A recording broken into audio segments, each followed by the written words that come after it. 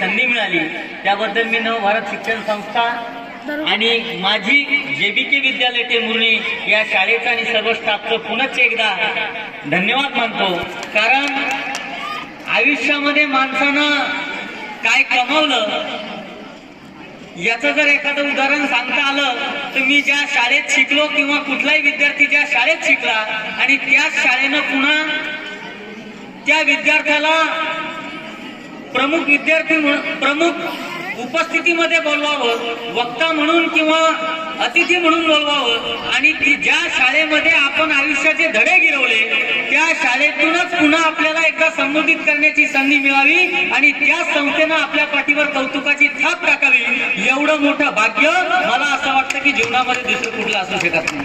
मला माहिती आहे की बराच उशीर झाला आणि आपण या ठिकाणी आपल्या पोटामध्ये देखील कावळे तोडायला लागलेले आहे। जास्त वेळ घेणार नाही, कविता आपण भरपूर ऐकल्या, कविता मी सांगणार नाही, फक्त एवढंच मला सांगावंसं वाटतं ज्या मातीमध्ये आपण जन्माला आलो त्या मातीचं काहीतरी देणं लागतो।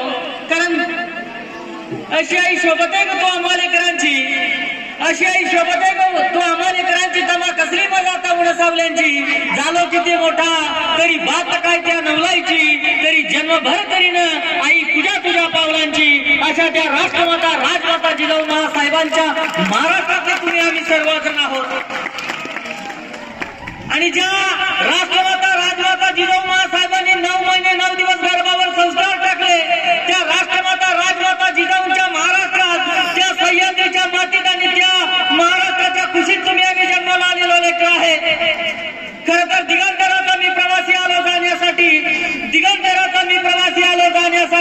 शब्दांचे सामर्थ्य दे गीत तुझ्या गाण्यासाठी माणसं आयुष्यात जन्माला येत असतात, ते आपलं काम करत असतात, ते मरत देखील असतात, परंतु छत्रपती शिवराय जन्माला आले ते देव नव्हते, डॉक्टर बाबासाहेब आंबेडकर जन्माला आले ते देव नव्हते, अण्णाभाऊ साठे जन्माला आले ते देव नव्हते, सावित्रीबाई फुले जन्माला आल्या त्या देवी नव्हत्या। मला सांगायचं तात्पर्य एकच आहे, जे जे महापुरुष जन्माला आले ते कोणीही देव नव्हतं, परंतु आपलं मन आणि मनगट मजबूत असल्या कारणानं त्यांनी कुठल्याही एका जाती धर्मासाठी काम केलं नाही, तर समान मानव जातीसाठी काम केलेलं आहे। अलीकडच्या काळामध्ये प्रत्येकानं महात्मा फुले माळ्यांचे, छत्रपती मराठ्यांचे, राष्ट्रसंत गाडगे महाराज गोब्यांचे म्हणजे ज्यानं फोटो लावला आणि अलीकडच्या काळामध्ये प्रायव्हेट लिमिटेड करण्याचं काम या महापुरुषांना केलं, ही दुर्दैवाची गोष्ट संबंध या महाराष्ट्रासह आणि या देशासह संपूर्ण विश्वाला लागवणारी आहे।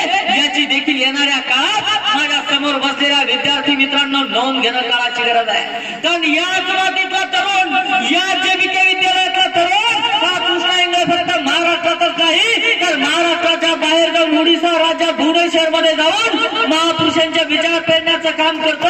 येणाऱ्या काळामध्ये माझ्या समोर बसलेला विद्यार्थी देखील कदाचित या महापुरुषांचे विचार, या शेतकऱ्यांचे विचार या महाराष्ट्राच्या आणि भारताच्या बाहेर जाऊन देखील त्या ठिकाणी पेरण्याचं काम करू शकतो। म्हणून ही पिढी सर अलीकडच्या काळामध्ये व्हॉट्सअपचा आणि व्हॉट्सअपचा आणि मोबाईलचा जमाना निघला, ही पिढी मला असं वाटतं बौद्धिक दृष्ट्या अकार्यक्षम झालेली आहे, त्यांना त्या ठिकाणी ग्लानी आलेली आहे, त्यांना या ठिकाणी बौद्धिक दृष्ट्या पॅरालिसिसचा अटॅक आलेला आहे आणि यांची जर बौद्धिक दृष्टी आणि बौद्धिक क्षमता जर आपल्याला वाढवायची असेल तर त्याला पुस्तकानं मस्तक सुधारतं आणि ज्याचं मस्तक सुधारतं ते कोणापुढेही नतमस्तक होत नाही, याची नोंद घेणं आजकालची गरज निर्माण झालेली आहे। आणि म्हणून मला सांगावंसं वाटतं छत्रपती शिवरायांच्या बाबतीत, कारण आज छत्रपतींच्या बाबतीत आणि छत्रपती शिवरायांच्या बाबतीत मला सांगावंसं वाटतं की आपण आज ज्या देवळामध्ये ज्या मंदिरामध्ये आपण जातो त्या ठिकाणी जे देव आणि मंदिरं दिसत असतील ते कदाचित मला असं वाटतं छत्रपती शिवरायांमुळेच ते देव आहेत।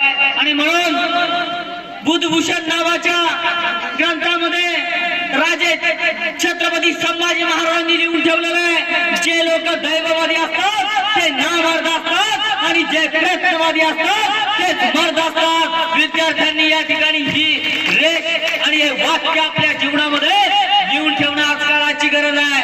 कारण अलीकडच्या काळामध्ये 10वी मध्ये कमी मार्क मिळाले, 12वी मध्ये कमी मार्क मिळाले म्हणून आपण थांबतो.